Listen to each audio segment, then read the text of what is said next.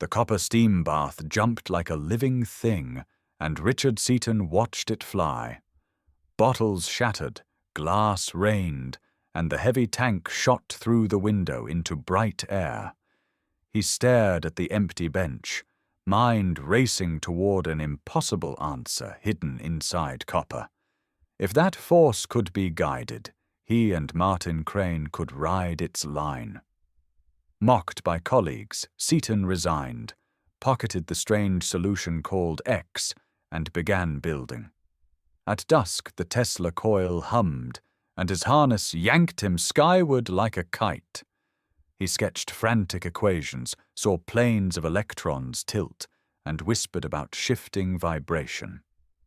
Ozone stung his throat, and that sharp scent hung in the lab like a promise. The ozone bite lingered as Marc DuQuesne dialed a hidden number and sold his soul. The steel magnate listened, greedy eyes narrowing at talk of intra-atomic power for sale. Perkins glided through shadows, swapped half Seaton's vial with water, and taped green stain to glass. Their chemist exploded a mountain village, proving X real and proving themselves murderously incompetent. Plans turned darker, a burglary, a killing, and Dorothy Vaneman marked as leverage against Seaton. Perkins rehearsed a smile, while DuQuesne mapped escape tunnels and a private bridge over Rock Creek. DuQuesne warned that only he could tame X, naming a price measured in fortunes and lives. In a safe, the stolen liquid glowed sickly green, and a compass needle quivered afar. That same green glint haunted Seaton while a delicate needle hovered and the Tesla coil cooled. In Crane's hangar, they built a lab in the tower and a shop in steel. Seaton's harness launched him upward, skittering like a jumping jack until he wrangled control back. Dorothy laughed through fear, then played his stormy thoughts to sleep with a lullabying violin. Out on a knoll, explosive bullets turned a far boulder into sunrise, and they whistled low. The ship earned its name, the Skylark, and Dorothy christened it with a laughing cheer. In the quiet, that needle still pointed, and a phone call clicked from Rock Creek. The needle jerked, and copper rails sang as a small plated sphere dropped onto the lawn. Dorothy ran, but DuQuesne lifted her like a child and sealed the humming door. Acceleration crushed everyone flat. Perkins sprawled, Margaret Spencer struggled, and only DuQuesne crawled to a switch. He cut power, the car somersaulted, and they all blacked out, drifting into cold darkness.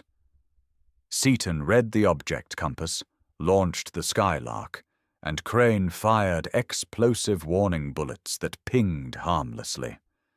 Their attractor seized the plated beak, and Dorothy spilled into Seaton's arms, shaking but defiant. Outside, stars blurred into white lines, and a dead sun's faint disk grew on the window. The white disk swelled, and Seaton felt gravity roll their stomachs as the Skylark pitched. Seaton and DuQuesne strapped everyone down, flooded helmets with oxygen, and doubled the copper bars. The levers advanced one notch at a time, while blood roared and eyesight burst into sparks. Unconscious, they rode the automatic feed until the dead star shrank and the hull cooled.